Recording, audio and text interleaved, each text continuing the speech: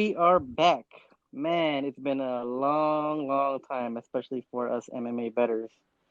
Man, the last card we had was back in February 14th. That was 8 weeks ago. God damn it. How you guys feeling? I'm ready, man. I am a little anxious, or a lot anxious, but I am ready, more than ready. I've been ready. Have you guys have you guys been like thinking about MMA in these past times? These last 8 weeks? Thinking about it, it's an understatement. I've been thinking about it a lot. It's like kind of every day thinking about it. I've been trying not to think about it because I don't want to torment myself with like bad news, like, oh, this card got canceled, oh, this got canceled. Oh my God. But now that we're finally here, like I feel a little weird. Like I feel like I've been off.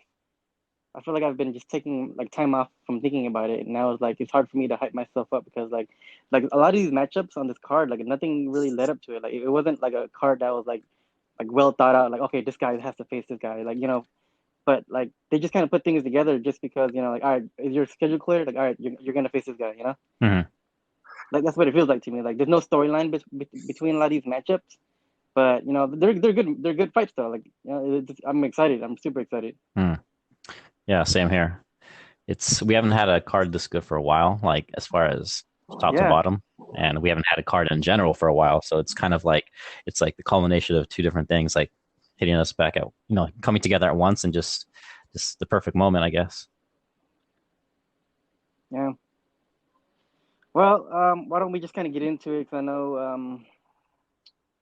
know it's been a while, but we can kind of get down to breaking things up. And I'm sure everybody's been reading up on news and you know talking about the virus and all that stuff. Well, we'll kind of get to that. But um, yeah, you know what? That's actually a really difficult question to ask. Is how has the training been like for all these fighters? Like I kind of wonder like I know a lot of them aren't able to train in a big gym, so a lot of them are probably training with maybe like two, three partners and a coach or something like that. So there's gonna be a lot of variance in like as far as like the consistency of some of these fighters go. Yeah. I think I heard some news about Ngannou even saying in social media that he said it's hard to stay focused during this time because he was scheduled to fight and then it got canceled and now he's training to fight again. So I heard Yeah, Ngannou saying something about that in social media. So that's interesting. Hmm. yeah, like the mentally, like usually some of these guys they show up to the gym and they see a bunch of people grinding it out in the gym, like putting in their work in, and it's like a whole gym atmosphere. But with this in this case is like you got to find a lot of like motivation and like and a lot of people don't have like sparring rounds to go with multiple partners, and they're just training with one or two guys. Like I know Dominic Cruz and Jeremy Stevens are training with each other, and like that's who they're sparring with. So it's a little weird. It's gonna be a lot of maybe inconsistent performances. Some guys are like are usually good in the cardio area may not be coming in the best shape of his career or something. You never really Yeah. know. Yeah, so it's gonna be a really crazy one, but I guess we're just gonna go ahead and change the format a little bit for this one. We're gonna break down the prelims first, from the bottom all the way up, and then we're gonna do the main card on a separate video. So just stay tuned for both those videos. It'll be a little bit easier for listeners to digest. And yeah, so what we're gonna do is break down the fights from the like I said, the bottom all the way up, and we're gonna break down skill sets of each fighter and analyze how they all match up together, and then break down the odds from a betting perspective. So, uh, how excited are you guys for the main event? Man, it's it's something special. I'm more excited about this main event than I am the Khabib versus Tony main event. The Khabib versus Tony main event Yeah, has, had a lot of hype just because it's been canceled all those times, and it's going to continue to have hype even after this fight, no matter what happens, win or lose for Tony. But yeah, like actual for if you're into the just bleed, if you're in the just bleed type of lane, if you want to see that action, you want to see all the blood and all that stuff, then this is the fight that you should be interested in, like, in the most, basically. The Khabib fight, it's going to be a good fight, but it's going to be, how well yeah, can Tony handle the takedowns and stuff like that. Whereas this is going to be a lot of stand up, a lot of rock'em sock'em, a lot of You know what I noticed stuff. was a a ton of casuals like was really like looking forward to like Ferguson versus Khabib. Like casuals are they know who Khabib Hmm. is, but they're not really sure how to say Justin Gaethje's name. So it's like a lot of people don't really know who Gaethje is, Yeah, So from a like from that perspective, like Khabib and Tony would have been a pretty big yeah, fight. But for this fight, it's definitely gonna be a whole lot more entertaining as far as like not Rock'em Sock'em goes, yeah. duking it out. So yeah, this should be a good one. What about Dominic Cruz and Henry Cejudo? How you guys feeling about that one? Um, I'm happy and excited. Happy to see Dom back, and excited to just to see the fight in general. It's gonna be a good fight. Am I the only person who doesn't like Henry Cejudo though? Like I fucking don't like that guy, A dude. ton of people He's hate him. so easy to A hate. ton Like of this people hate this him. guy and his He's the fucking king gold of medals. cringe. Dude, shut the fuck up. I don't. Dominic Cruz is not But gonna knock him out, but I you know, hope somehow Dominic Cruz knocks him out. That would make me so happy, dude. well, like you hate him, and that means I he don't did I his don't job. I don't That's what he's hate trying to do. him. Like I respect what he's done. Like he went from like a mediocre fighter to being like really good and stuff, but I just don't like him. Like I respect his fights and like how well he's done. Like he really rose through the ranks, but man, he's easy to hate, you know. Hmm. Him and his gold medals, Yeah, man, of course. dude. Jeez. Yeah, that's what he's trying to do. He's trying to make you hate him and I see him guess, get man, big he fights. did it. You're right. I He guess did it's his working. job, dude. He played full heel with me, man. Yep. Yep. Yep, man. Just going down the list, man. There's a ton of good fighting. Ngannou versus Rosenstruck, Calvin Kattar for just as Jeremy Stevens, Olenek versus Werdum, Greg Hardy versus Castro, Pettis Cerrone, you know, Uriah Hall and Jack Ray is way at the bottom, bro. Like, whoa, that's fucking crazy. It's a good card when those guys are in the Yeah. prelims. You're right. Uriah Hall is a Even weird the because it's like I'm really excited every time not really excited, but like he's one of those guys I always want to tune in to watch because he's like an enigma. You know, you don't know what he's gonna do. Is he gonna spinning back kick the guy in like the first few seconds, or is he gonna stare yeah, at him for 3 rounds? or You then don't get his know. ass So beat. yeah, I really like. I always Yeah, tune into Uriah Hall's fights for that. It's weird, but I don't even know. I'm not saying I like him, but I want to watch him. It's a weird thing. yeah. Yeah, Nico Price versus Vicente Luque as a second fight, or That's a actually the great third fight fight. That's too. fucking Yeah. crazy. Uh-huh. You know, Bryce Mitchell, Charles Rosa should be a really fun Yeah. one as well. Bryce Mitchell has a bit of like a bit of a following as well. Span versus Alvey, that should be a banger. Esparza versus Waterson, that's not bad. For a girl fight, it's not too bad. So yeah, let's get down to breaking the fight down. So we have the first fight of the night. It's actually going to be Ryan Span versus Sam Alvey. I believe this is the latest matchup that he added to the card. But yeah, they're breaking off. I mean, they're starting off with Ryan Span at negative 420, and the comeback on Sam Alvey is plus. I'm seeing a lot of numbers here. Like I think it's plus 325. Yeah, it's about 325. What are you guys feeling for this one? Let's see here. So Span and Alvey. So we have Span. So what I see Span at right now is minus 420, and then Sam Alvey plus 375. Oh, Yeah. 375. Okay. Um, so there's a reason why Span is the biggest favorite on the card. Um, so I've been following several fighters on this card as far as who's been training in a gym with other actual UFC fighters and just well-known fighters or decent fighters in general, and those who've been staying at home and just staying in quarantine and haven't actually been training, like actually training. Some people have just been Okay. playing with their pets, doing the family thing, and not actually training. So we have Ryan Spann. He has been training at Fortis MMA alongside Uriah Hall and whoever else is currently there. We have Sam Alvey, who has been self-quarantining himself at home since early March, mid-March, since then. And if you look at his Instagram, he's been posting a lot of stuff, but it's all like selfie pictures in his little tent in his bedroom. He's been making videos outside with his dog. He has his gloves on, like boxing gloves, but he's just like sparring outside by himself. He has a little. So don't bet on Sam Alvey. What are you trying to say? Well, I mean, you never want to bet on Sam Alvey, but especially in this spot, I think the only person he's actually been training with is his wife. So, I mean, yeah. So anyway, Sam Alvey hasn't been training with anyone. He's been doing the family thing. And if you actually been watching his online activity, he's been doing a ton of interviews. That's what he's been focusing on a lot. So I wasn't planning on betting Sam Alvey anyway, but I think that the pressure and I think the movement and the pressure of Span and the ability to get a takedown if he wants it. I know that Sam Alvey has good takedown defense, but the ability for Span to get a takedown with his technique, I think that it's just really bad matchup for Sam. And Sam, just like everyone knows, he hasn't improved, in years, and it's finally caught up with him. And he is moving up in weight, right, for this fight. Yeah, so this is a light heavyweight. So Sam Alvey is usually a middleweight. So, and I think at light heavyweight he's been getting rocked at light heavyweight. Yeah, he can't take it. He can't take that power at this weight class. And I mean, he's known for having a pretty decent chin, but at light heavyweight it hasn't showed. So it's kind of the jury's a little bit out on that a little bit. But yeah.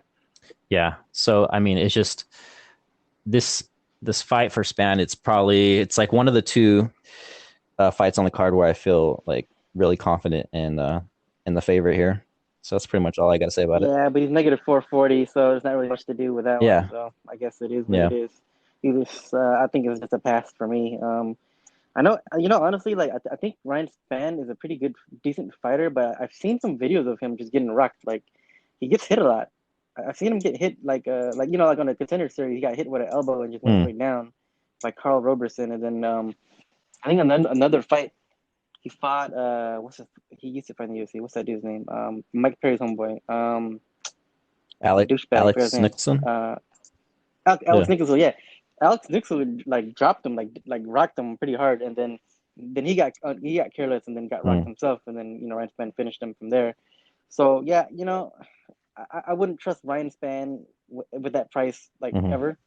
However, I do think he's probably gonna roll over Sam Alvey here and maybe eventually get a takedown or maybe rock Alvey or something. But yeah, that price is way too high. But I do not trust Spann quite yet. He looked kind of slow against what's his face too, Devin Clark in the first round, where Devin Clark was just kind of hitting him and getting away. So I don't know. I'm still kind of as a fighter to bet on. I'm still watching Spann, just kind of seeing if he kind of gets over that hump where he just stops getting hit so damn hard. I feel like he doesn't move his head that much. Yeah. So, but the dude has some pretty long. He's a pretty long and big dude, and has a really tight guillotine, and his guillotine's pretty money. Yeah. So, look out for that.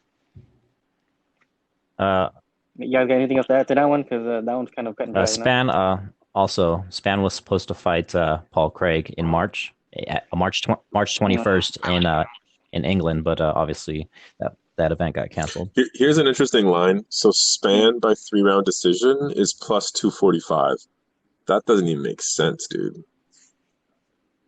So you're telling me that you're telling me Spann is that much of a favorite that he's gonna finish Alvey? Like Alvey is I don't know. He's not amazing or anything, but he's also a decent fighter. He's pretty tough, dude. I don't really see Spann just walking in there and finishing Alvey.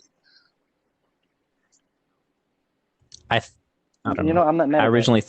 I felt that Spann was probably going to win by decision when I originally saw this matchup, but then the more I thought about it and just how they match up, for me, I think that Spann will get a finish, not in the first round, but I think he'll get it at some point. Well, here's a look at this. You think Spann is a heavy hitter, but he's only got 4 knockouts and he has 11 submissions, so he's more of a submission. He usually finishes with submissions, and Sam Alvey has been, pretty notoriously hard to submit, and especially hard to take down and keep down as well. Because, the dude trained with Dan Henderson, so he knows how to fight against the fence and use the fence to keep himself up. So Ryan Spann is going to have to try to knock him out. And I don't know, we know Sam Alvey has a pretty decent chin. But I know he's been getting knocked out lately. But that line I gets me was to I bet was plus really two forty surprised when five. I Like if saw I were that to line. play it, Like I thought it would be like I would minus play it that way. 110 or something. Like plus 245. When you think of the guys at minus, Yeah, what is he? Minus 400 favorite. He's minus 400. yeah. He's a minus 420 favorite. That's a crazy I ain't line mad to at me. that, man. That's actually, I'm not mad at that. I'll probably throw some pocket change on Yeah. that, and just for some action. But yeah, by fight night, I might throw some pocket change on that. But however, like I wouldn't be surprised if like Alvy's chin is cracked, like we think it is, and then he just goes down, from Check whatever out this boost he other has Yeah. left. line. Alvi in round one is plus 1,025. What? That's a hell of a line, dude. When you think Alvi's chance to win is probably almost, I'm not going to say exclusively, but he mostly is going to win in round one, like clipping this guy with a big punch. That's a great line too, man. Yeah, why not throw a dollar on that? I'll throw a hot dollar on that one for fun, just for some action. But yeah. Yeah, I wouldn't recommend betting on this fight in general because there's so many good spots. But if you wanted some action, that's how I would a couple of those lines I would look at Yeah. as well. Yeah. All right, so let's move on. Another pretty exciting fight. We have Charles Rosa versus Bryce Mitchell. Bryce Mitchell is negative 165. The comeback on Rosa is plus 145. I know Rosa's been out of action for a little while, and Bryce Mitchell is kind of new to the scene. I didn't watch The Ultimate Fighter, the show that he was on, but I did watch Mitchell's last two fights, which he looked pretty impressive. He got that twister against another Matt Sales, which was pretty impressive, and then he also beat was it the Dan something, the Wolfman something. Moffitt. I remember his nickname. Yeah, Bobby. No, Bobby Bobby Moffitt. Moffitt. He beat Bobby Moffitt, which was a pretty close fight. It could have kind of went either way, but I think he got like a last minute takedown. That sealed the deal. But it looks pretty decent. It looked a decent matchup. Um, I don't really like Rosa's style, but sometimes he kind of gets it done just by pure like Yeah. grittiness. But like he's like a weird like karate stance fighter. Like he stands like sideways, and I don't know. He gets hit a lot. I don't believe he's that good of a fighter, and I know he has a black belt too. But I've seen him on his back plenty of times as well. Like I don't like those type of fighters where they kind of fight on their back. But he's a pretty decent fighter all around. Just like he just kind of fights off Hmm. of will.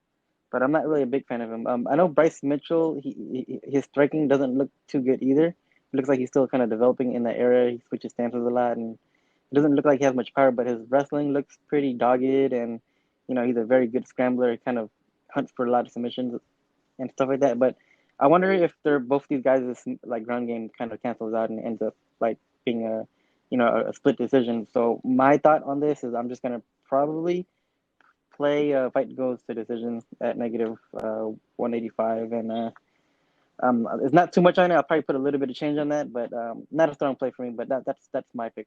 Yeah. What are you guys? Yeah. I was basically thinking a split decision as well. The only line that I felt comfortable betting for this fight is Rosa decision plus 230. Yeah, why Yeah, not, right? because Yeah. I think that overall, I think that Rosa is a better overall fighter compared to Mitchell, but I just think that Mitchell is going to be more active. He's going to want it more. He's going to use that undefeated fighter mentality and just keep pushing the pace. And I think that he's going to end up winning a split decision here. I mean, it's gonna be close. Yeah, He's he's younger, younger. What are the age? What's the age gap? 25 and Okay. 33. Um, I don't. Yeah, I definitely don't think Mitchell is gonna submit Rosa. And Yeah, he's a black belt. yeah, yeah. So I think Mitchell is a brown belt. I think that's what if I recall yeah. correctly. But yeah, So I mean, I think the fight's gonna be back and forth. It's not gonna be a great fight as far as like stylistically speaking. It's going to be kind of ugly, but it's going to be back and forth. And I just think Mitchell's going to end up winning a split decision, or it's going to go to a split, but I think they'll end up giving it to Mitchell in the end. So I don't know. It's if I was going to bet the fight, which I'm not, I would bet the decision line on Rosa for plus 230. okay. Now, I pretty much agree with that. Like, Lemon. I think I don't like betting against Mitchell. Like, his heart is so big that he wants to win so bad. And His jiu-jitsu's good. I think it's really good. Like that twister is insane. So yeah, So, no, would you I don't like recommend that putting a he's bet on minus him? one Like, six. I think the what are price you of thinking? minus 160 is like about right. You know, so I might bet. Might bet Bryce Mitchell. Okay. Like that's a pure action play. Um, yeah, but Money line? the You think over he or can goes to finish distance is Charles probably Rosa? safer. But Yeah, I'm gonna go with my safe play with that one. But do you think why don't you take him by decision? Because I don't think he's gonna tap out Rosa because Rosa's a black belt, you know, and he's pretty good off his back. Like he's a guard player, so I don't see Mitchell like getting like a submission on Rosa. So I mean, if you're gonna yeah, play Bryce Mitchell, why not play his decision at plus 163? I mean, if you just look at his wins in the UFC, his three, he has what, one, two, three. Okay, so this is for Bryce Mitchell. He beat Tyler Diamond by a majority decision, and then he came back, and then he fought Bobby Moffitt, which was a close fight. He ended up winning Yeah, 29-28 could have been a split. across the board. Yeah, And then he came back and he fought a guy who is way easier than the other two guys as far as matchup. Matt yeah. Sales is just a striker, Sale's a good fighter, but yeah, he's and mainly a he has striker. Yeah, nothing on the ground. So I mean, yeah, it was a great submission and stuff like that. But I mean, it was just a terrible matchup, and so he went decision. He went majority decision first fight, a super close decision the next fight, and then he won by submission against a guy I with no hear you. ground game. Yeah, So, yeah. I think it's going to yeah, be a scramble. Honestly, I probably won't bet it. I think it's just going to be a straight up scramble. yeah. yeah, So I yeah. mean, If they were to finish each other, I would think that somebody gets finished in the third round by somebody getting tired or something. See, like just again, like we don't know what this virus thing. Maybe somebody might come in with not the best yeah, condition and somebody gets tapped out in the third or some shit, you know. So maybe the over 2.5 might be. Yeah, Yeah, that's negative 220. That's kind of a lot. Well, either way, yeah, that's how I would play yeah, it. But at that price, maybe not, you yeah. know. So that's a no bet for me. But I would recommend taking the over in some form of No. it. But yep. All right, moving on. So we have a really explosive fight, a really fun fight.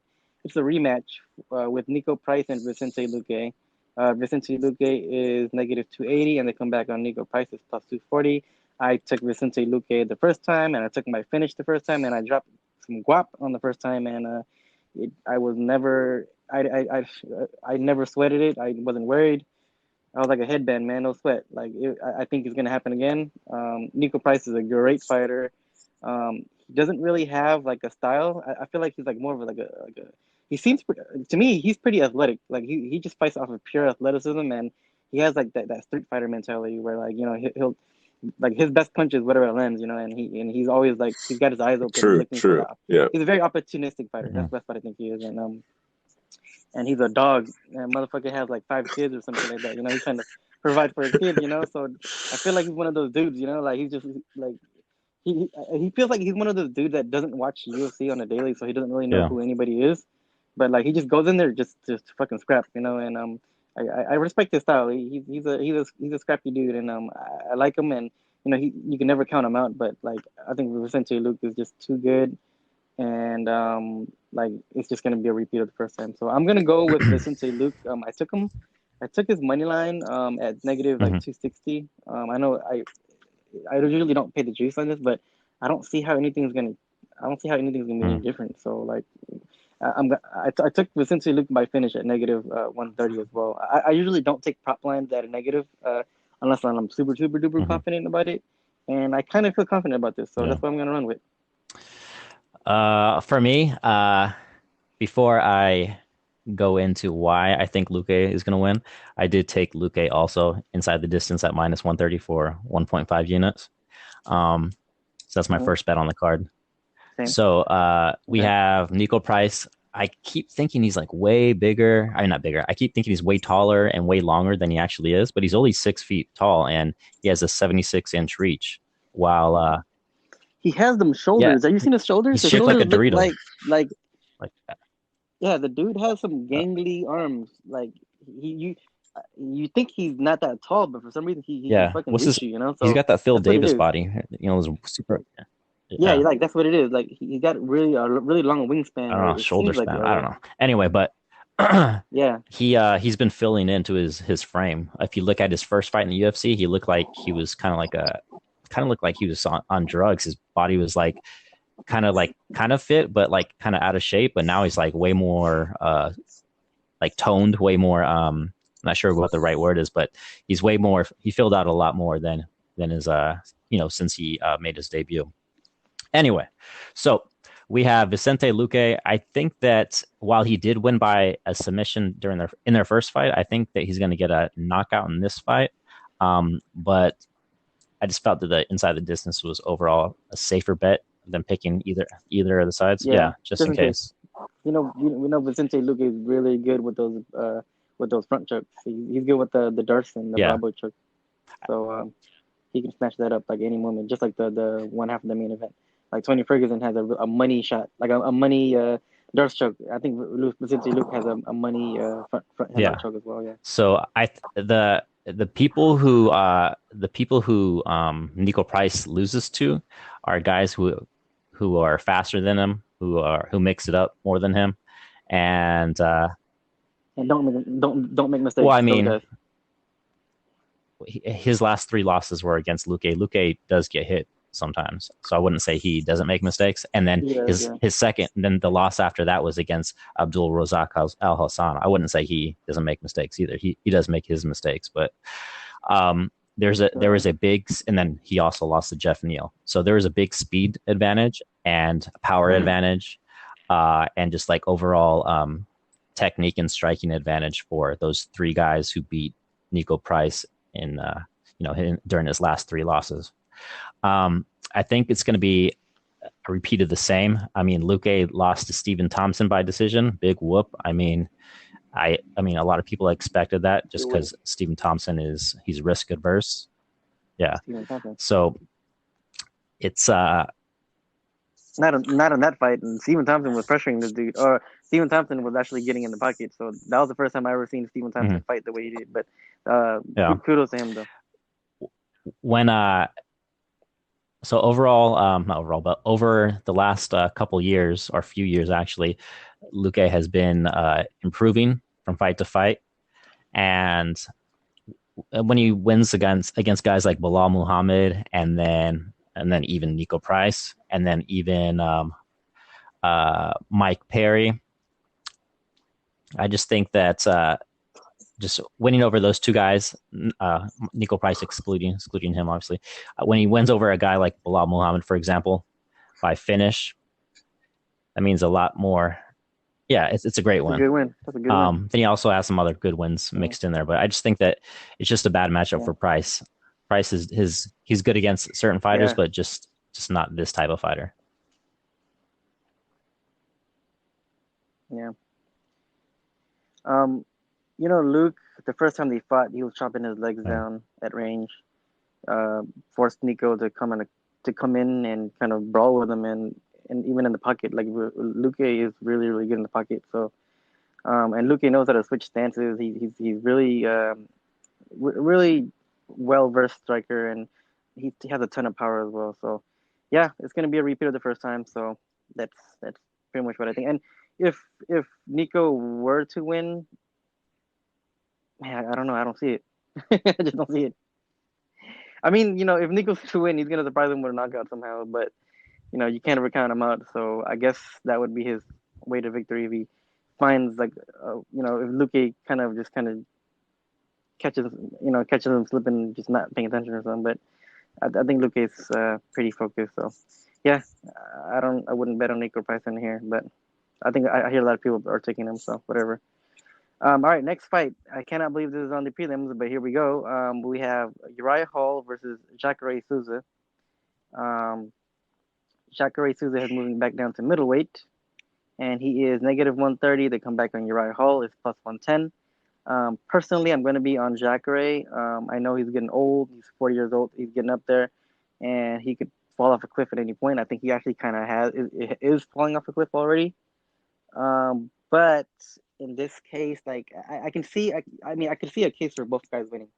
Like Jacare, he's actually a lot better striker than most kind of give him credit for. He knows how to box. Like, he throws that left hook pretty well. He goes to the body. We know he has an overhand right. He has a pretty, he's got some power, but that's kind of all he has. He has a left hook, a overhand right. He kind of square. He fights pretty square. He kind of tries to back you up with really powerful shots, and once you get towards the cage, he goes in. He ducks in for a single leg or whatever he can grab. Get in on your hips and pull you away from the cage and do his thing on the ground. So that's pretty much all Jacare does. At 40 years old, I don't think he's going to change his game plan very much. But with that said, Uriah Hall, he's the definition of a hot and cold fighter. He's got a great jab. He's kind of getting a second win in his career right now, where he's, like you mentioned, he moved to Fortis MMA, so he's got a really, really great jab. He's going to be moving. He's going to be moving his feet a lot. He might have that spinning back kick, in his pocket just in case Jacare ducks into that bitch. And I could see like it could play out a couple of ways. Like say maybe Jacare wins the first two rounds, and if he doesn't tap him by then, maybe the third round might go to Uriah Hall, where he's gonna just out of nowhere like pick up a second win and start landing on Jacare, or whatever. So that's how two different ways I kind of see it. But my money's gonna be on Jacare. I like him at -130. I tend, when at a price this low, I tend to bet on the guy with the better ground game, and I'm gonna ride with a -130 money line Jacare Souza. I might sprinkle a little bit on the submission line as well, but yeah. I'm just looking at their records. So like, I totally agree with what Johnny said. Like, it's always scary to bet against somebody that doesn't have the grappling edge. Like, so Jacare obviously has a massive grappling edge. But like the trajectory of their careers is like the opposite. So like Jacare lost the last 3 of his 4 fights, and Uriah Hall, he gets so much hate, which is deserved. But he like won the last 3 of his 4 fights. So I feel like I don't know. I'm definitely not betting Uriah Hall. Like that's not happening because he's so flaky. But I don't know. I'm kind of scared. I feel like this is a trap to bet Jacare here. Like I feel like so scared. Like I feel like I should bet him, but at the same time, I'm like scared. It could be. You know what? Look, bro. Here's what you got to do: bet some money on Jacare, and then throw some money on Uriah Hall. Third round finish plus 1,350. If he's gonna win, he's gonna land some. He's gonna get his ass beat for the first round. And then there's the like exactly what you said. There's the cardio thing too, right? So Jacare, when he fights with pressure, he's going to give Uriah Hall a lot of problems because that's exactly what Uriah Hall hates is pressure. But then as soon as Jacare gets tired and then he's just standing in front of Hall, now it's Hall's game. That's exactly what Hall wants. He just wants somebody standing in front of him, and then he can start working his magic. I'm so scared of betting Jacare, and then if he's still around in the third round, man, he's going to be close to getting finished. That's the problem. I'm scared of that fight, dude. Straight up.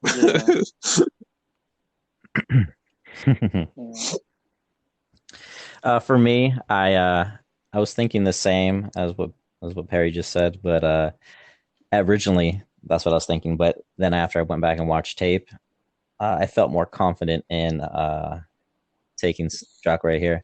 So yeah, so basically, Hall is getting better, but he's still not. He's still a head case. He's still not a great fighter. He's still overrated. He gets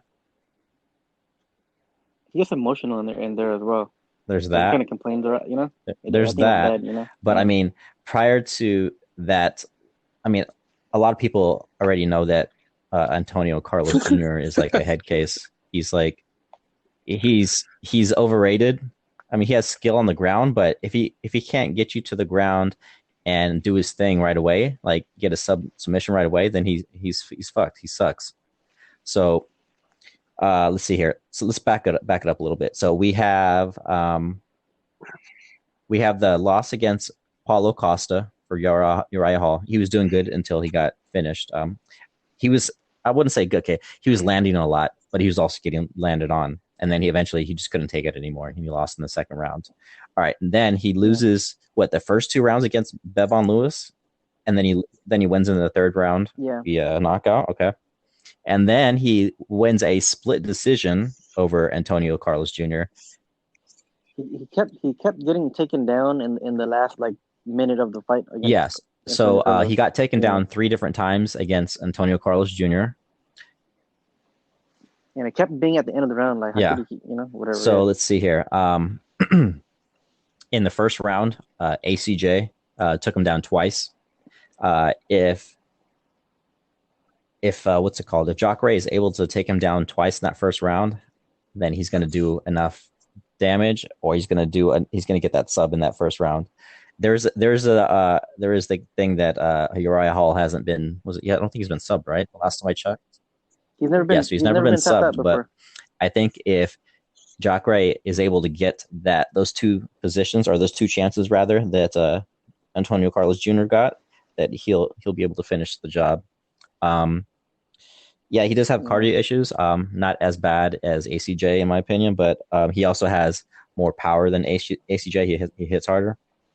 The thing that I don't like is that it's not the fact that Jacare is 40 years old. It's the fact that he has like really short arms. He's got like T-Rex arms. If you ever see him fight, he kind of, when he throws a punch, it reminds me of Dan Henderson, how he kind of just like, he has power but he kind of like throws his whole he body totally into does. it, Yeah, type I know of exactly deal. what you mean. Yeah. So what's it called? We have Uriah Hall with a 79-inch reach, and he's 6 feet tall.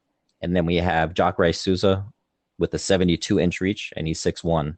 So he's 1 inch taller than Hall, but he has a 7-inch reach disadvantage. But yeah, so I think that Jacare, while he's not going to be beating anyone in the top 5, I guess, anymore, I do think he is still skilled enough, and he could get the takedowns. He has better takedowns. He's stronger. He has better takedowns and more power in his hands than ACJ. And I think he's going to be able to get those takedowns against Hall here. I have Jacare Souza for I have him at minus 125 for 3 units, and then I have half a unit on Jacare submission plus 350. So I'll be rocking with that. Okay, not bad. Yeah, I like it. I like it. Um, yeah, I have most of my money is on his money line, but like even the decision line, I'm Mm-hmm. kind of tempted to play that too. His decision is plus 385, but I do. Yeah, I would rather play the money line just to be safe. But like, I like his submission line as well, just because like, yeah, he could snatch up anybody's neck. Like just because Hall has been submitted before, Especially if he gets him down early. Like if he gets him Jacare Yeah. down can in the submit first anyone, couple minutes of So the fight, um, man, Hall is done. And the whole Hall, he won't even, yeah, his head won't even be in the fight yet. Yeah.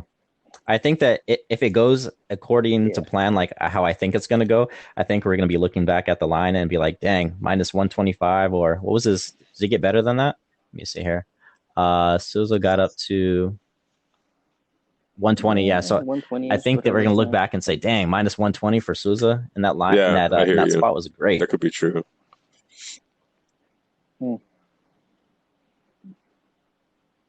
All right, so if you guys were to pick decision or submission, what do you think Triple X would come out with? I mean, Yeah. you bet on the submission line, so I mean, I'm planning on doing that as well. I haven't done it so yet, but I'm looking at it right now. It's plus 325. I'm planning on playing that, but damn, like that number kind of intrigues me. The plus 385 for decision. But yeah, I'm gonna ride with the submission just because. Yeah, Well, I mean, just feel like if you have like 3 units on the money line at minus 125 or minus 30, 130 or whatever it was you have it on, if you I have 2 units. okay, I have 2 so units on I this money mean, line right now. We're just $50. okay, Each unit for me is $50. So I have about a so 100 and putting some a little change on him. sprinkle So. on if you feel he's going to win by decision. I mean, at plus 385, that's do if you want to pick it, go for it. I'm not super confident in the submission. You know what? Yo, You're right. That's why Jacare's last I'm not 6 super wins confident were all in it either, finishes. That guy, he's not. He's a finisher. All right, He's we're going he's not a finish. decision Run fighter. it. Run it. If he's still standing around in the third He is round, not a decision man, fighter, yeah. you're You know probably what? gonna That's lose. what I'm gonna roll with. Yeah. All right, here we go then. I guess I'm running. I'm gonna put my foot down on that one. All right, Jacare, all 3 of us then. All right, cool. Next fight we have Michelle Watterson versus Carla Esparza.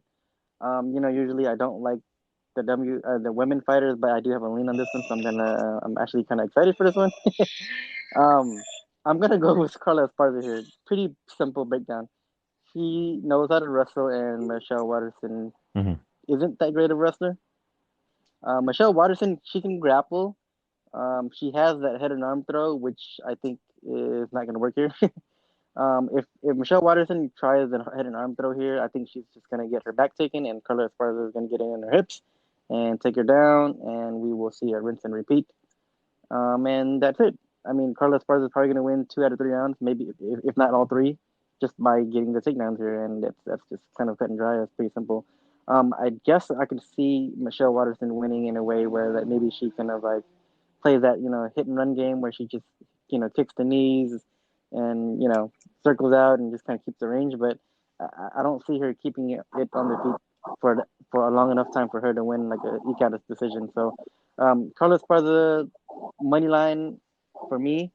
I threw a little bit on her Mhm. decision line at plus 100, but I feel like I'm being greedy here, and I should just take her money line just because in case somebody breaks a toenail or some shit like that, and it ends up being a TKO or some Yeah. bullshit like that happens. So yeah, I took Carlos Esparza for 3 units actually, which is $50, which is $150. So to win like $100 to win 2 units. So Okay. that was my play for this one. Surprisingly more than Jacare, but I don't know. I don't know how else Hmm. is it gonna play out. Yeah, for me, I mean, gun to the head, I would choose Esparza, but the only line that I would feel comfortable like right now, if I was going to bet right now, I would say Watterson decision, was it plus 180? Yeah. So Plus I think 180. so we have Esparza, who is obviously the better wrestler. She's 2 inches shorter. Her boxing has gotten better. So she has improved boxing. She has a better wrestling. She has good cardio. Um, and she's 2 inches shorter. So, and then we have Watterson, 2 inches taller. She has the better jujitsu. She has the better kicks, and her hands have. She doesn't have good hands, but they've improved. It's not a. I don't know. I don't know who has the better hands out of these two, but I mean, who gives a shit in the long run? I think that. Oh yeah, what's it called? Watterson also has improved wrestling, offensive and defensive wrestling.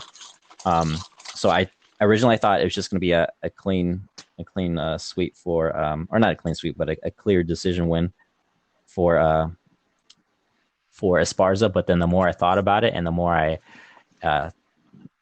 kind of just looked at both of their games, how they both improved, I think that it's going to be closer than I anticipated. I do think Esparza is the rightful favorite. I just don't feel comfortable at I don't know. I just don't feel comfortable taking her money line at minus 140, plus 100 for her decision line. I mean, that's a decent play. I guess it's better than her money line. But I don't know. I think it's going to be close. And is this fight going to be live bettable? Let me see here. Is it? It's I don't know. yeah. It's on. We don't know yet. It's on the ESPN portion. So the televised portion. So it should be bet. You should be able to live bet it. So yeah, I would take. I guess I would take Watterson plus 180 by decision if I was going to bet it. But I'm just going to pass on it overall. Yeah, Watterson plus 180. Yeah. Yeah, it's probably a pass. Yeah. What about you, Perry? I think Esparza wins What a about you, decision, but like Watterson has won some fights that I thought she wouldn't win. Like, so I don't really know. Like, Esparza would win a decision, but Watterson is better than I give her credit for sometimes. So I don't really want to bet it. Wow. What is it? Yeah, no, dude. There's better spots. To me, there's better spots. Like, I don't need action you on this fight. What is this? COVID-19. How many units did you have on this? You said done to us. it's 3 I units. put $150 Damn, on it, which is that's 3 ballsy. units for me. I don't know. I feel good about it just because like it's pretty simple. Like I don't think Watterson's that good. I feel like she's gonna play on her back. Her wrestling. Search for Watterson's wrestling is better than it used to think- be. Like, bro, It's like she's known as just a striker, Esparza but is good enough. she beat Felice Herrig. That's the fight that I'm pretty sure I lost money on because I bet Yeah, but her game is wrestling. In my mind, I bet Herring's a bum. if I remember right, I was betting Herrig because I was like, oh, this girl's gonna out wrestle Karate Hottie, and then she ended up losing, and I was like, what the hell? So I don't know, man. Yeah, I hope you win your bet, but I think that you are when you think about Watterson, you specifically in this matchup, I think that you are thinking that she still has, shitty takedown Yeah, defense I where totally she's agree. actually She has improved in her improved. last couple Her fights. takedown defense is like good. I don't know. Her legs The are arm hella throw, it strong just too. doesn't. But I don't know. she's her clinching type grappling bullshit. Whatever the girls always do, they grab each other and like don't do anything. That game is like better than it used to be. Like she's decent in that spot. Yeah. All right, fair enough.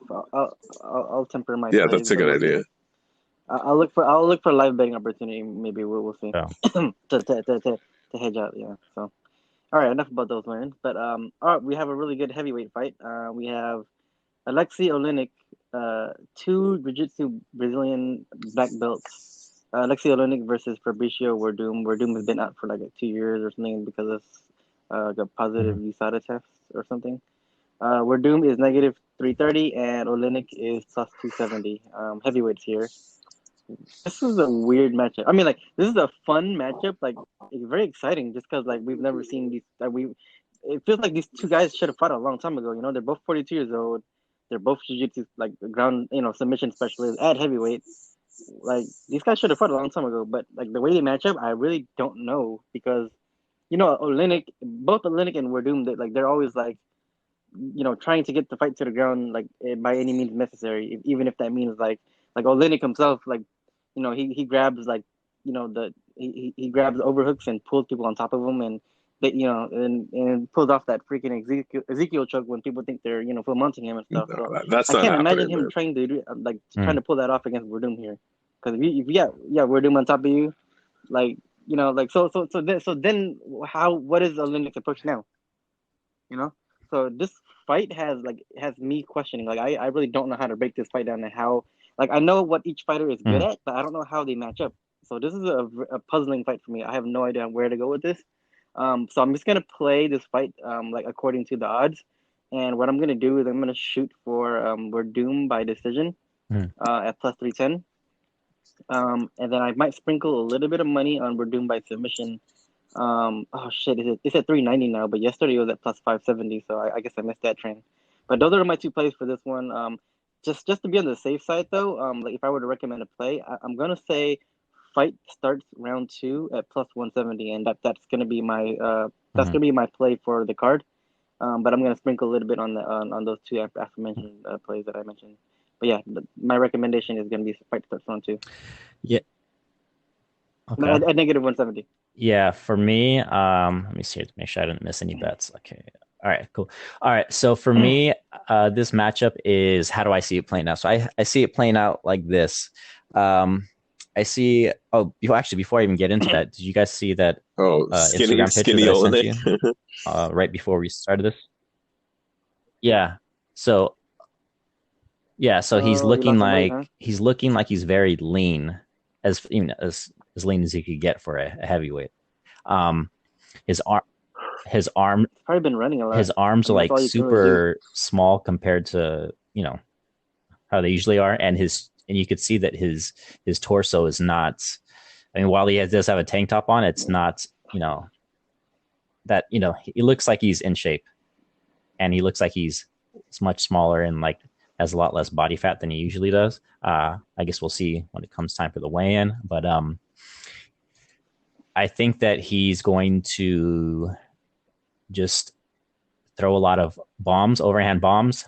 That might be where might be why he's losing weight. Maybe he's trying to focus on his cardio more, so he could just focus more on throwing bombs and work his way on the inside and kind of like clinch maybe against the cage and kind of dirty box. And I don't think he's going to go for any takedowns or anything like that, but I think he's just going to stay on the outside to where he could throw his bombs, or like stay on the inside. He doesn't want to, if he like the more he stays on the outside, he's going to eat a lot of those kicks. Verdum's going to. Yeah. I feel like Verdum is Yeah. gonna pick him off at So range. I think Like you said, range. we're gonna see Olynyk open up fast by throwing one or two bombs and trying to get a quick knockout and then close the distance and kind of do a dirty boxing style against the cage, kind of like what he did against what's that short Polish guy that he lost a decision to? It is Daniel Omolanchik. So in that fight, he was out of shape. He came in, his knee was all messed up in that fight. So he ended up losing a majority of the decision against Omolanchik. But in that fight, he kept going for takedowns, but he was working a lot of he went for the overhand and then he closed the distance and played the dirty boxing game against the cage. I think Oleg, he's not gonna waste any energy going to the ground. He's just gonna try to keep it standing and do his thing there. I hope they go to the ground though. Like this fight, it would be a travesty for both these guys to not hit the Well, ground. that's the thing. Like, there's certain people who are saying we got to see who's better. It's close, or I don't know. Linux style is more. It's more aggressive, or it's like he could catch him. I think that's not even close on the ground. If it goes to the ground, Verdum's just better all day there. He could get a sweep. He could defend himself off when he's on his back. If he's on top, it's a done deal. Remember, he always wants people to go into his guard. If it goes to the ground, he could get to the position he wants to get into. He could defend, and it's not. I don't think if it goes to the ground, it's going to be close. So I think that I don't know. I originally thought that Verdum could win a decision here, but I mean, every time that Olynyk loses, it's by finish, right? So, Like kill, yeah. And he does and we know Verdum has a pretty good tie clinch. He's got some really.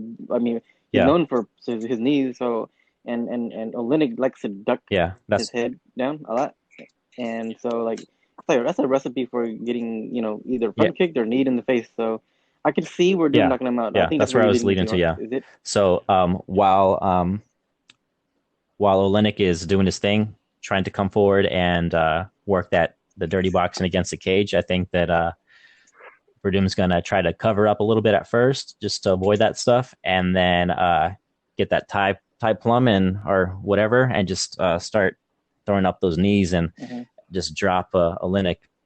And this is kind of like a do or die for Olynyk, just in the sense that he came out recently and said how he's essentially broke. He needs this money essentially. So yeah, that was a recent post. So he said he made however, I think it was like 200,000 earlier this year, and then he spent like 100. I guess if you take out like all the taxes, and then let's say if he has like 100,000 left, I mean, he essentially spent like 100,000 plus since whenever his last fight was. When was that? My boy. He fought in January, so he barely got that submission against Maurice Green. If he didn't get that submission, because he was gassed. If he didn't get that submission, he was about to get knocked out. I had money on Olynyk. I was like, shit, he's gonna easily win this, and then he barely won that in the second round. So anyway, yeah. So that's another thing, the cardio too. So maybe that's another reason why he's slimming down, because that cardio he showed in the Green fight was really bad, worse than I thought it was going to be. My pick is going to be Verdum, and I guess I'm just going to go Verdum inside the distance. I don't have any bets on this fight. What are his lines? What are the lines? Line is 310. What's Verdum's? Yeah, it's too high. 3-3. What's Verdum's submission line? Money line, yeah. Plus 390. I'm looking at it right now. Right now it shows plus 390. Yeah, pretty big line. It was 570 yesterday. I was staring at it for a little while and really wanted to play it, but I feel like I missed out on that. But yeah, I could see a TKO as well. So, but what if he drops him with some knees, and Olynyk starts to panic and puts his head where it don't belong, and Verdum snatches his neck or some shit like that, or gets armbarred or somehow, So I can definitely see a finish here. I don't know where to go with this one. I want to play his decision line or I want to play his submission line. I Mhm. mean, like I can see the TKO line, but it's at plus Yeah, 150, so I'm not really willing to pay that. But 390 for the submission looks a lot more yeah. juicier, so Also, what's I'm his willing to face? take that Olenek chance. he sucks at just like avoiding strikes. He loves to eat strikes. So Yeah, yeah. yeah, So he my sure final does. pick is Verdum inside the distance, but I don't think I could bet this fight because there's no decent lines for it in my I opinion. kind of like I agree that Yeah, fair that enough. Any other thoughts Verdum's the from the favorite. list? Like that makes sense. But Olenek by 3 round decision is plus 885, which I think is pretty good. Like if it's like a sloppy heavyweight fight where they're both swinging and they're both tired and they stand around a lot, and then I could see Olenek like edging a decision just by like coming forward a bit more, maybe. Yeah, it's very possible. That I mean, I just think that's a really expensive. I mean, Uh, that's a really good price. decision line is plus 885. Uh, Just just like without looking, when do you think like what year do you think I looked at his record. Alexei It was a Olenek long last won a time ago, decision man. I or know. went to a decision? it Oh was shit. 3 months shy of Shit, 10 years man. ago. Also, almost ten That's a years long ago. time, bro. I don't know, dude. I don't know. I kind of agree with Yeah. Johnny. Like, I don't know what's gonna happen in this fight, but both of them kind of like finish a lot, but also get finished a lot. Like they're kind of die in their sword fighters. So it's. I don't know. It's a hard fight to bet.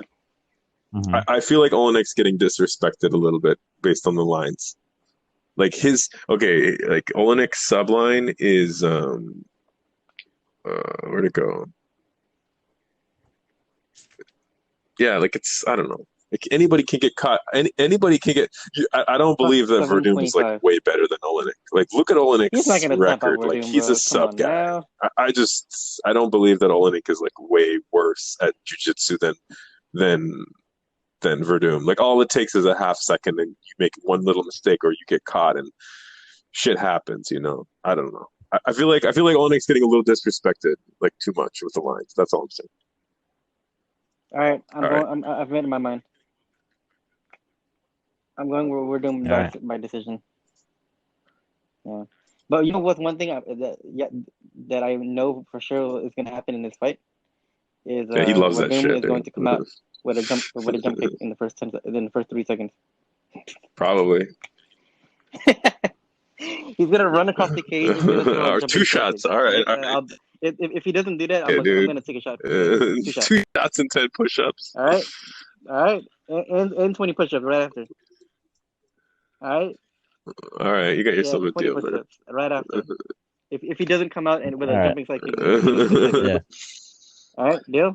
All right, over or Mhm. under. Yeah, I'm taking the over on that one. All right, moving on. Let's move on.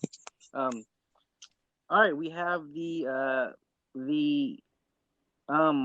main event for the ESPN portion of the prelims, which we'll cut off the video from here and move on to the pay-per-view on the next one. So we have Donald Cerrone versus Anthony Pettis. Pettis is the favorite here at negative 140. The comeback on Donald Cerrone is plus 120. This is a rematch from years ago where Anthony Pettis hit that body kick on Cerrone and Cerrone went down. This fight for me, like I think this is a very appropriate match, just because I think both these guys are in their careers. They're battle worn. They're former, former champion, a former title, multiple time title contender. Donald Cerrone is a very popular fighter. So is Anthony Pettis. With that Showtime kick, everybody knows who both these guys are. Um, However, I think this fight kind of boils down to who you think is more like worn out. And I hate betting on fights like that where you're trying to figure out like, all right, who's more beat, who's more done. And I yeah, both of the guys are pretty much done, but I think Cowboy is a little more done than Anthony Pettis is. And I think he's 37 years old. He's had his first kid. Anthony Pettis is 33 still. It's 4 years difference. But the difference for me and why I'm picking Anthony Pettis, I'm not going to put a lot on it. I'm going to sprinkle a little bit of change on Anthony Pettis. But the reason why I'm picking him is because Donald, in his last 3 fights, he's been TKO 3 times. He's taken a ton of damage against all 3 guys. And like I feel like anytime he sees adversity at this point in time, he kind of turtles up and waits for the ref to come in and save him. And Anthony Pettis, while he's been getting beat up lately too, he's still in there, fighting back. Even if he's getting like hurt and hit and his nose broken and all that good stuff, I feel like he's still at least trying to fight back. Like he's still trying to avoid damage. So I feel like he's not gonna be the type to turtle up and let the referee come in and stop him. So, however, I did think he might have given up against Tony Ferguson, but that's, Tony though. But he didn't give up against Stephen Thompson and came back with that flying Superman punch. So I'm gonna go with Anthony Pettis to repeat what he did and figure out find a body shot somewhere in the game, and Cerrone's gonna get hurt and he's gonna just turtle up and let the ref come in and stop it for a paycheck. So that's my pick here. Yeah, that's yeah. I'm I not was just super thinking confident, about but yeah, that's just my pick. the Superman punch that he landed on Wonder Boy. Man, it's while I don't expect him to do that in this fight, I just thinking, wow, how crazy it was to see that at the time. Yeah, no, the first person to ever knock out Stephen Thompson, even in all his Yeah, kickboxing matches. it Like was this guy's never crazy. been knocked out Anyway, before. so Fucking wild. I agree with a lot of what you Yeah. just said. I am picking Anthony Pettis here as well. It's all for me. It's okay. So they're both skilled. They're veterans. So I mean, as far as their skill set, and their what do I expect? I mean, I don't think I need to go into detail of um, like who's more technical or who's less technical, or their kicks or their punches. Just I think it comes down to mindset in this specific fight. So I think that Donald has been mentally done for a while. And yeah, his last three losses are against guys who are all in the top five, in my opinion. Oh, I mean, I guess that's just by fact, right? Connor, Justin, and Tony Ferguson. So I mean, it's by fact they're all in the top 5. Mhm. Um, so yeah, he did lose to like the best guys, but I just think that he's just mentally done. I expected him to lose to Ferguson. I expected him to lose to Gaethje, and then I expected Connor to come back, and a lot of people expected Connor to come back and get that big win against what was supposed to be a softball opponent, which it ended up being a softball opponent. So I think he's at the end. Pettis, while he's on a 2-fight losing streak, he lost to Nate. That wasn't a great fight by him. It was a 3-round fight. I didn't think it was a good matchup for him for a 3-round fight, or even I guess even a 5-round fight against Nate. It's just not a great matchup because Nate is taller, longer. He's not going to get knocked out by Pettis, and he's not going to get subbed by Pettis. And Nate just throws way more output, just way more punches than Pettis. Then the Carlos Diego Ferreira, that was a bad matchup as well. I mean, how many was it? Is it a 3rd degree black belt or 2nd degree? So yeah, I mean, Pettis is really good at black belt, yeah. BJJ for mixed martial arts, but I mean, he's going up against a guy who's just way better at that player, one area. And then Carlos, let's call him Carlos. So Carlos Diego, he was just, he's a better boxer, has more power and throws more output, and he wasn't going to get finished on the feet or on the ground. So that was just a bad matchup, like for him as well. So in this fight, I just think we're going to see a lot of the same. I think Pettis has the better hands, and they both have good kicks, different style of kicks, but they both have good kicks. And I just think that Pettis' confidence, knowing that he already destroyed this guy once, and that he is just, I think that he's just in a better headspace, mental space. And I think he's going into this fight with a lot of confidence. And when you have that confidence, you're going to be able to just push forward. And I think that we're going to see Pettis get a TKO here at some point within the first 2 rounds. That's my final pick. Anthony Pettis by TKO. Yeah, I pretty much agree with everything you guys said. Like I think Anthony Pettis is more of a dig deep fighter, like blood and guts. Like I want to win, and I don't see that from Cerrone like right now in his career. Yeah, I don't really see Cerrone winning this fight. Like I'm actually really confident in Pettis to win because like the thing is, even if Pettis gets hurt, like he Pettis does not want to lose. Like he'll get bloodied up and he'll still fight hard. Like that Wonder Boy win Mhm. was impressive. Like that was later in the fight. He was getting his ass beat. Wasn't it later in the fight? I don't want to speak wrong. Second round, but like he was kind of getting owned a little bit, right? Like he wasn't yeah, like Second round. it was pretty like in my Second mind I round. was like, oh okay, like Wonder Boy's gonna do his thing and coast to a win. Yeah, he was gonna own And the. and he dug deep and found it, right? So I mean, we've seen that before. Like all it takes to put away Cowboy is one big flurry, Yeah, one nice strike to the body, one nice strike to the chin. Like the guy, he can be put away easily. We just saw Conor McGregor do it. So I would actually be surprised if Pettis does not finish him at some point in this fight. And his KO line, his TKO KO line is 18 plus Mhm. 185. The only thing that Yeah. could disrupt that is a sub. But then I don't really yeah. see Pettis subbing like super savvy Cerrone on the like in any way. So I actually really like plus 185 Pettis TKO KO. Like I think that's the most likely outcome.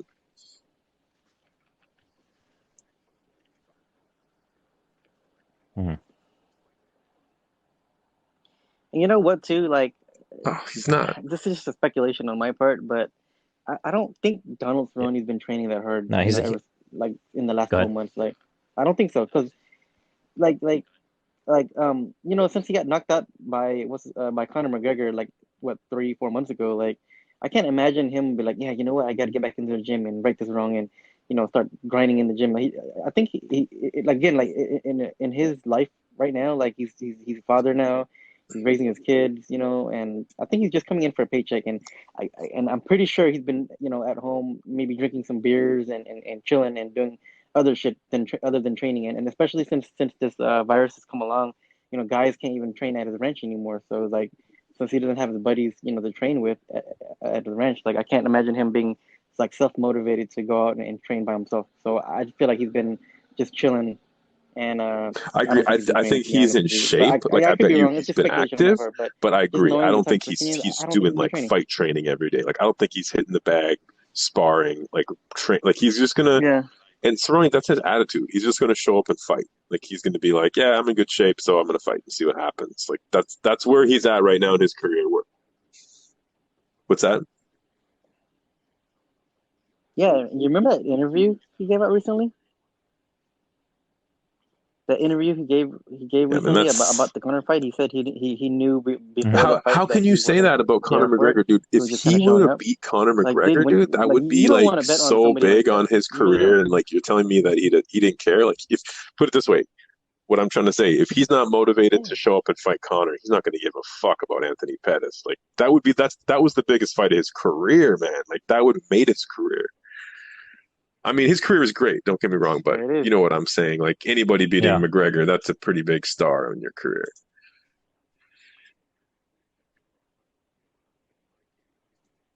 Yeah.